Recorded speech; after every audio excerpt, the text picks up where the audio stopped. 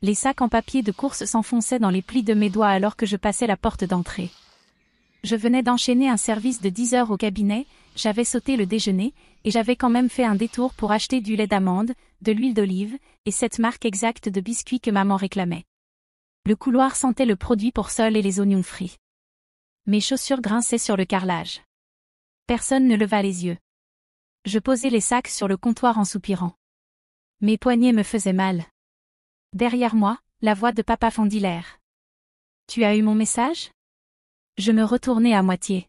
« À propos de quoi ?» Il entra dans la cuisine, les bras croisés, la bouche crispée. « Ta mère et moi avons parlé. Si tu refuses de faire plus d'efforts, peut-être que tu n'as plus ta place ici. » Pendant un instant, je crus avoir mal entendu. « Faire plus ? Tu vis seul, tu as un bon boulot, mais cette maison se noie. Ton frère cherche encore sa voie. Je suis à la retraite. Ta mère a des problèmes de santé. Je paie l'hypothèque, répondis-je. Les factures, les courses, presque tout. Tobias cria depuis le salon, sans même détourner les yeux de la télé. Elle agit comme si elle nous rendait service, ou je sais pas quoi. Mes mains se crispèrent sur le bord du sac. Les biscuits glissèrent et manquèrent de déchirer le fond. Je baissai les yeux vers le reçu encore plié dans ma poche. 164,80 $. Tout pour eux. Je ne fais pas semblant, dis-je. Je fais vraiment. La mâchoire de papa se contracta. Ne fais pas de drame. Maman apparut dans l'encadrement de la porte, les bras croisés comme un verdict. On veut juste que tout le monde fasse sa part. J'ai fait plus que ma part. Alors pourquoi on a encore l'impression que tu retiens quelque chose ? Quelque chose en moi se transforma en pierre. Je lâchai le sac. Il s'affaissa doucement sur le comptoir dans un bruit sourd. Je viens juste de finir le travail, dis-je. Mais très bien. Vous voulez plus ? Je vais vous en donner. Ils me regardèrent comme si j'allais hurler ou pleurer. Je ne fis ni l'un ni l'autre. Je me dirigeai vers la porte, l'ouvris, et avant de sortir, je dis doucement. Alors cette maison n'a plus de fille nommée Narina. On m'a appris que le fait d'être fiable était égal à être aimé. Si on pouvait compter sur moi, j'avais de la valeur. Si je répondais présente, j'avais ma place. Ça a commencé petit. J'avais 16 ans la première fois que j'ai payé une facture. Maman avait encore une fois mis le compte à découvert. J'ai utilisé une partie de mon salaire du supermarché pour que les lumières restent allumées. Elle m'a embrassé sur le front et m'a dit. Tu es une fille formidable. Tu prendras toujours soin de nous. Cette phrase est devenue une prophétie. À 25 ans, je couvrais l'Internet, l'eau, et la plupart des courses sans qu'on me le demande. À 28 ans, je versais de l'argent pour leur assurance auto, puis je payais discrètement les découvertes de Tobias. Il avait un nouveau téléphone chaque Noël. Moi, je n'en avais pas changé depuis 4 ans. Quand les médicaments de papa n'ont pas été remboursés un mois, j'ai traversé la ville pendant ma pause déjeuner pour aller les chercher. Personne ne m'a remboursé. Personne ne m'a proposé. La famille se soutient, disait maman, avant d'envoyer une nouvelle liste de courses. Je ne demandais pas grand-chose. Je n'étais pas du genre à réclamer des cadeaux ou des compliments. Je voulais juste être vue, reconnue comme autre chose que celle qui tient tout à bout de bras. Mais ce n'est que lorsque j'ai commencé à tout noter que j'ai compris jusqu'où ça allait. Un soir, une semaine avant la saison des impôts, j'ai ouvert mon ordinateur portable et créé un tableau Excel. J'y ai listé chaque transaction des 8 derniers mois, factures, courses, réparation de voitures, paiement minimum de carte de crédit, prêt co-signé, même les séances de thérapie de Tobias, que je ne savais même pas continuer à financer. Chaque ligne comportait une date, un motif, et un montant. Le chiffre en bas était de 18 426,17 $. Je suis restée à le regarder longtemps. Pas parce que je m'attendais à être remboursée, mais parce que j'avais besoin de voir la vérité en noir et blanc. Il ne me voyait pas comme une fille. Il me voyait comme une couverture. J'ai imprimé la feuille, je l'ai scotchée au-dessus de mon bureau dans mon petit appartement d'une chambre, et je n'en ai parlé à personne. Ce n'était pas pour eux. C'était pour moi un rappel discret que je n'exagérais pas, que ce n'était pas juste quelques petites choses, que je n'étais pas folle de me sentir vidée. Ce soir-là, je me suis préparé une tisane et j'ai observé la pièce. L'endroit était silencieux, peut-être trop, mais je savais que je devais m'y habituer, car le silence, contrairement à l'obligation, ne demande pas de remboursement. Le bail était à court terme. La moquette était usée, et les murs d'un beige indéfinissable, mais cet endroit était à moi. J'y avais emménagé avec 2 valises, une cafetière, et une étagère qui m'avait pris 1 heure à monter seule. Personne ne s'était proposé pour m'aider, et pour la première fois, je ne m'en suis pas sentie blessée. L'absence ressemblait à un espace pour respirer, pour exister. Les textos arrivaient 1 jour sur 2. Ceux de ma mère étaient longs, sinueux, ponctués de culpabilité. Ceux de mon père étaient secs, appelle ta mère. As-tu vérifié le courrier? Tobias ne textait que lorsqu'un truc tombait en panne, généralement suivi d'une demande Venmo. Je ne les ai bloqués ni l'un ni l'autre. J'ai simplement désactivé les notifications. J'ai laissé le silence s'étendre entre nous comme une nouvelle langue que j'apprenais, une langue dans laquelle je n'avais plus à traduire la fatigue en gentillesse. Mon compte bancaire se manifestait moins. Plus de transferts, plus d'alertes précipitées pour couvrir des découvertes que je n'avais pas causées. J'ai recommencé à suivre mes propres dépenses. Des petites choses, du thé aux herbes, un nouveau rideau de douche, des courses sans les préférences des autres. Le soir, je me faisais à manger. Des repas vrais, rien de surgelé, rien de précipité. Je mettais de la musique douce en cuisinant. Je ne regardais pas mon téléphone. Je n'avais plus à me demander ce qui m'attendrait sur l'écran. Certains soirs, je m'allongeais juste dans mon lit et j'écoutais le bourdonnement du ventilateur au plafond. Pour la première fois depuis des années, mon corps ne se préparait à rien. Personne ne viendrait frapper. Personne n'entrerait en trombe. Personne n'aurait besoin de rien. J'ai commencé à dormir toute la nuit, 8 heures non interrompues devenant 9 le week-end. Il n'y avait pas d'applaudissements, pas d'audience, juste le doux bruit d'une vie reconquise souffle après souffle. La feuille de calcul restait accrochée au-dessus de mon bureau, mais je l'ouvrais peu. Je n'avais plus besoin de voir les chiffres pour me souvenir de la vérité. La distance avait fait ce que la confrontation n'avait pas réussi à faire, elle m'avait donné la place pour arrêter de jouer un rôle. Un vendredi matin, j'ai consulté la météo et décidé de marcher jusqu'au travail. La brise me semblait honnête. Elle ne me devait rien. Ne réclamait ni gratitude ni soumission. Et quand mon téléphone vibra encore, un autre message venant de la maison, je ne sursautai pas. Je le remis simplement dans mon sac et continuai ma route. 3 semaines s'étaient écoulées depuis mon départ. 3 semaines de dîner en silence, de nuits complètes, de vérification de mon solde sans frémir. Puis, un mercredi matin, alors que j'entrais dans l'immeuble de mon bureau, mon téléphone vibra avec un message de mon père. Pourquoi la carte n'est-elle pas passée? Aucune formule de politesse, aucun point d'interrogation, juste ces 7 mots comme si j'avais manqué un service à un travail auquel je n'avais jamais postulé. Je ne réponds pas. Je ne m'arrête même pas. Je pose mon téléphone écran face contre mon bureau et je verse mon café comme si c'était un matin comme un autre. À midi, Tobias appelait. Quand je ne répondis pas, il insista plusieurs fois. Au 4e appel, je répondis, trouvant que je me devais le droit d'entendre jusqu'où ils iraient. Tu savais qu'on avait besoin de cet argent, lança-t-il avant même que je puisse parler. Je ne répondis rien. Tu crois que tu peux arrêter d'aider et qu'il ne se passe rien? Tu crois être meilleur que nous parce que t'as un petit appartement et une feuille Excel? Toujours rien. Il raccrocha avec un soupir frustré. Même pas un au revoir. Cette nuit-là, j'ouvris mon ordinateur portable et me connectai au portail immobilier public de la banque. J'y saisis l'adresse de la maison où j'avais grandi. Préforeclosure. Avis final émis. Mon cœur n'a pas flanché. Mes mains ne tremblaient pas. Je me contentais de regarder l'écran, pas surprise, juste glaciale. J'envoyais $1,300 par mois depuis presque 1 an. Parfois plus. Je n'avais jamais vu l'état hypothécaire réel. Il ne m'avait jamais proposé de le montrer. Je pensais aider.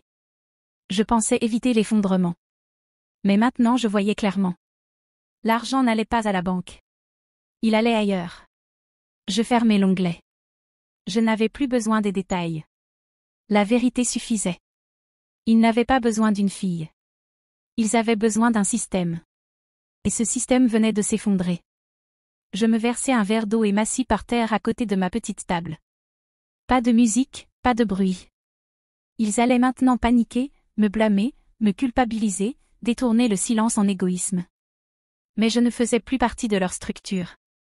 Je n'étais plus le filet qui rattrapait leur chute. Je m'étais juste retiré et j'avais laissé la gravité faire son œuvre. Le téléphone s'illumina à nouveau, cette fois avec le nom de ma mère. Je le laissai sonner sans y toucher jusqu'à ce qu'il s'éteigne. Je ne comptais pas appeler. J'avais pratiqué le silence, je l'avais porté comme une armure, mais quelque chose à la vue de cet avis de forclusion finale m'a poussé à agir, pas dans la colère, mais dans l'acceptation de l'irréversible. J'attendis jusqu'au dimanche après-midi. Ils étaient toujours à la maison à ce moment-là. Papa regardait le match, maman pliait du linge devant la télé, Tobias faisait semblant de chercher un emploi. Je composais le téléphone fixe. Il sonna 2 fois. Allô? La voix de maman sonnait douce, mais tendue. C'est Narina. Mets-moi sur haut-parleur, dis-je. Un silence, puis le bourdonnement familier du mode haut-parleur. En fond, le grincement de la chaise de cuisine, une canette qui s'ouvre, le froissement de papier. Je suis là, dit papa. Moi aussi, marmonna Tobias. Je pris une grande inspiration, calme. Où est passé l'argent? Silence. Quoi? Demanda maman comme si elle n'avait pas compris. J'ai envoyé plus de $1 300 tous les mois pendant presque 1 an. J'ai vérifié l'hypothèque. La maison est en forclusion. Alors je demande, où est passé l'argent? Maman se racla la gorge. Ton père a eu des soins dentaires, puis le chauffe-eau est tombé en panne. La voiture de Tobias a eu besoin de réparation, et les courses, c'est devenu écrasant. Tobias coupa. Tu parles comme si on était parti en vacances. Des imprévus, ça arrive. On comptait arranger ça. Papa ajouta.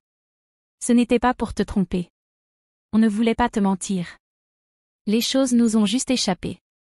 Je n'ai pas crié. Je n'ai même pas soupiré. Vous ne m'avez jamais montré une facture, jamais demandé si je pouvais payer, jamais proposé un remboursement. Vous avez juste supposé que je couvrirais tout. Narina, commença doucement maman, on est en famille. Tu ne devrais pas avoir besoin d'un contrat. Je hochai la tête intérieurement. C'est justement ça. Je n'avais pas de contrat. Mon nom ne figurait pas sur l'acte. Je n'avais même pas ma place à table, sauf si j'apportais quelque chose. Personne ne parla. J'ai lu les emails. J'ai entendu les messages sur répondeur. Vous m'avez traité de froide, d'égoïste, de dramatique. Mais je ne suis rien de tout ça. J'étais votre fille. Vous m'avez transformée en votre donatrice. Un long silence à l'autre bout du fil. Puis la voix de papa, basse et cassante. Tu ne comprends pas. Sans toi, on perd tout. Je regardai par la fenêtre le modeste arbre qui se balançait devant mon appartement. Non, dis-je calmement. Vous avez tout perdu dès que vous avez commencé à me voir comme un tableau de compte. J'appuyai sur raccrocher. Pas par haine, pas par colère, juste par accomplissement, un acte qui ne demande ni applaudissement ni permission. Je posai le téléphone face contre table et pris l'enveloppe que je n'avais pas encore ouverte, celle à mon nom avec leur adresse comme expéditeur. Elle était plus fine que je ne l'imaginais. À l'intérieur, un avis final, des mots comme « impayé »,« défaut de paiement »,« procédure d'expulsion », imprimés en gras. Mon nom ne figurait pas sur l'acte, mais la lettre m'était quand même parvenue. Comme s'ils avaient voulu que je la voie. Comme s'ils avaient besoin de me faire ressentir un dernier tremblement de culpabilité. Je la pliai une fois, puis encore, et la déchirai en 2, pas par rage. Il n'y avait plus de chaleur, seulement une compréhension silencieuse que ce fardeau n'était pas le mien à porter. Ça ne l'avait jamais été. Je rouvris notre ancien groupe de discussion. Le fil remontait à des années, des photos de gâteaux d'anniversaire que j'avais payés, des reçus de courses, des émojis passifs-agressifs, des demandes sèches. Je fis défiler jusqu'à ce que mon pouce me fasse mal. Puis je m'arrêtai. Une ligne. Je ne suis plus ton plan B, adieu. Je l'envoyai. Je quittai le groupe. Puis je bloquai tous maman, papa, Tobias. Le téléphone resta silencieux. Pas muet. Le silence est différent. Le silence attend. L'immobilité accepte. Je fermai l'application bancaire laissée ouverte et en lançai une autre, juste pour moi. Je l'avais créée quelques mois plus tôt, sans savoir si je l'utiliserais un jour. Elle n'avait aucun compte lié, aucun virement sortant, juste des dépôts, petits, jusqu'à aujourd'hui. Je me rendis à la petite boutique d'angle où je passais toujours en allant au travail, un endroit que je trouvais autrefois trop luxueux. Je me mis à essayer une paire de chaussures en cuir souple. Elles me taillaient parfaitement. J'en payai le prix plein. Sans rabais, sans remords. En sortant, je ne me sentais pas comme quelqu'un qui s'échappe. Je me sentais comme quelqu'un qui revient à elle-même. Plus tard dans la soirée, je me préparais un dîner pour une personne. Je me servis un verre de vin et allumai une bougie que j'avais gardée depuis Noël dernier. La flamme vacillait doucement, comme si elle savait que quelque chose de définitif venait de prendre place. Le fichier Excel pendait encore au-dessus de mon bureau, mais je n'en avais plus besoin comme repère. La frontière n'était pas dans les chiffres. Elle était dans le souffle que je prenais désormais sans tressaillir. Certains appelleront cela trahison, abandonnement, égoïsme. Qu'ils le disent. J'avais offert mon temps, mes revenus, mon énergie jusqu'à m'en vider. Maintenant, j'avais fait un dernier cadeau, un au revoir clair, et l'espace qu'il laissait était exactement de la taille de la paix. Alors que je m'installais sur le canapé avec les nouvelles chaussures près de la porte, j'ouvris un nouvel onglet sur mon ordinateur, un que je n'avais pas osé ouvrir depuis des années, et commençai à chercher des vols. La table de salle à manger était petite, mais plus que suffisante. Un mijoteur de lentilles, un fameux dip aux épinards, des tranches de cornbread encore chaudes dans du papier d'aluminium. Des rires venaient de la cuisine alors que Nora et Gérald débattaient pour savoir qui faisait le meilleur chili. Ma contribution reposait modestement au centre, des barres au citron faites maison. Je n'avais rien organisé depuis des années, non pas parce que je ne le pouvais pas, mais parce que je ne pensais pas que des gens viendraient sans rien attendre sauf un siège et une histoire. Nous étions assis en tailleur par terre, des assiettes posées sur des journaux, des serviettes pliées juste assez pour paraître attentionnés. C'était chaleureux, pas seulement l'appartement, le sentiment. Authentique, simple. Un moment, quelqu'un demanda pourquoi je ne parlais jamais de ma famille. C'était posé naturellement, sans curiosité mal placée, juste de la curiosité. Je fis une pause, puis souris. Certaines histoires se gardent fermées, dis-je. Personne n'insista. Ils hochèrent tous la tête et continuèrent de manger. Plus tard cette nuit-là, après avoir rincé la vaisselle et que les rires se soient évanouis dans le murmure apaisant de mon appartement, je me fis une tasse de tisane camomille et m'assis près de la fenêtre. Le romarin dans le pot à côté de moi commençait enfin à pousser. Les feuilles étaient encore petites, mais elles sentaient fort lorsqu'on les froissait entre les doigts. J'avais commencé à planter au printemps, pas seulement des herbes, mais des habitudes. Les samedis, j'allais au marché fermier.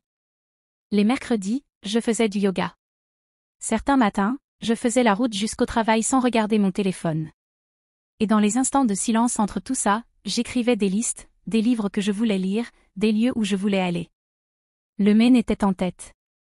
Je n'y connaissais personne. C'était le but. Cela ressemblait à un endroit où le silence serait paisible, pas chargé. L'argent que j'ai autrefois envoyé pour sauver la maison de quelqu'un d'autre construisait maintenant silencieusement un chemin vers quelque chose qui m'appartenait entièrement, un voyage en solo, un nouveau manteau, un meilleur matelas, des choses qui n'exigent aucune justification. Je pensais autrefois que « maison » signifiait sans partager, mur partagé, obligation partagée. Maintenant je savais mieux. La maison, c'était là où je pouvais respirer. Elle était dans ce romarin sur mon rebord de fenêtre, dans le message de Nora demandant ma recette de bar au citron, dans le bourdonnement discret d'un ventilateur de plafond sans tension ni attente. Elle était dans la tranquillité après le départ des gens et où rien ne semble cassé. Cette nuit-là, j'ai plié une feuille blanche propre et écrit en haut, liste de bagages, Maine.